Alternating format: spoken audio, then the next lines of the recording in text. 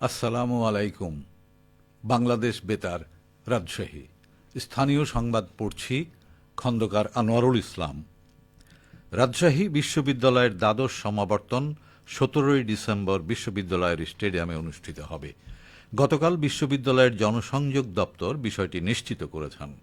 জনসংযোগ দপ্তরের প্রশাসক অধ্যাপক মোহাম্মদ আখতার হোসেন মজুমদার বলেন, সমাবর্তন অনুষ্ঠানে প্রধান অতিথি হিসেবে কে থাকবেন এ বিষয়ে এখনও চূড়ান্ত সিদ্ধান্ত হয়নি।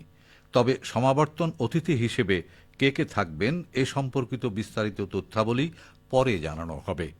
উল্লেখ্য, গত 17 ফেব্রুয়ারি দ্বাদশ সমাবর্তনের তারিখ নির্ধারণ করা হলেও পরবর্তীতে নিবন্ধিত শিক্ষার্থীদের কর্মদিবসে সমাবর্তন না করার দাবিতে তারিখ পিছানো হয়। পাবনা বিজ্ঞান ও প্রযুক্তি বিশ্ববিদ্যালয় ক্যাম্পাস সবুজায়নের লক্ষ্যে বৃক্ষরোপণ কর্মসূচি উদ্বোধন করা হয়েছে। গতকাল বিশ্ববিদ্যালয়ের লাইব্রেরি ভবনের ভার্চুয়াল কক্ষে এই আলোচনা সভা অনুষ্ঠিত হয়। পরে পূবালী ব্যাংক পিএলসির সৌজন্যে ক্যাম্পাস জুড়ে 450 গাছের চারা রোপণের কর্মসূচির উদ্বোধন করা হয়। পূবালী ব্যাংকের পাবনা শাখার প্রধান মোহাম্মদ সাজ্জাদ হোসেনের সভাপতিত্বে এতে প্রধান অতিথি হিসেবে উদ্বোধন করেন বিশ্ববিদ্যালয়ের উপাচার্য অধ্যাপক ড মোহাম্মদ নজরুল ইসলাম।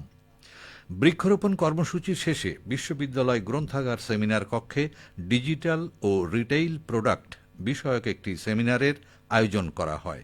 সেমিনারে বিশ্ববিদ্যালয়ের শিক্ষক, কর্মকর্তা, কর্মচারী ও শিক্ষার্থীরা অংশ নেন। পরে বিশ্ববিদ্যালয় ক্যাম্পাসে পূবালী ব্যাংক পিএলসির একটি ডিজিটাল বুথের উদ্বোধন করা হয়। তিস্তা নদী প্রকল্প বাস্তবায়ন এবং নদীর পানির ন্যায্য হিস্যার দাবিতে রাজশাহী বিশ্ববিদ্যালয়ে গণজমায়েত ও সাংস্কৃতিক আন্দোলন করেছেন শিক্ষার্থীরা।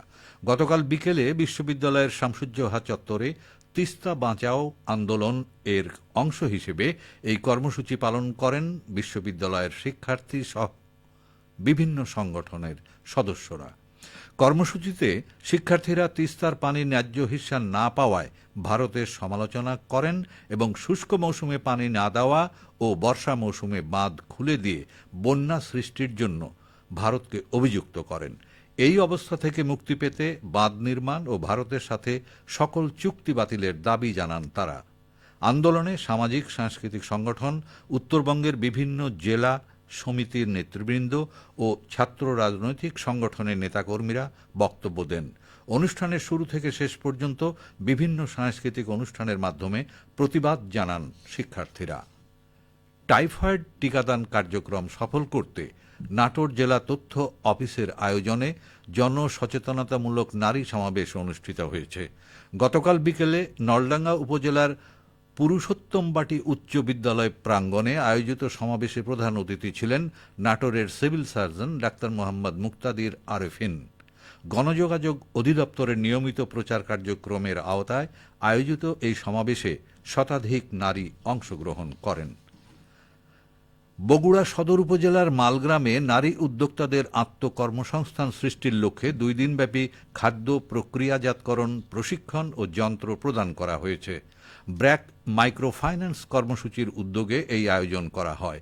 কর্মসূচির আওতায় গতকাল মালগ্রামে 9 জন নির্বাচিত নারী উদ্যোক্তাকে 2 দিনব্যাপী প্রশিক্ষণ প্রদান করা হয়।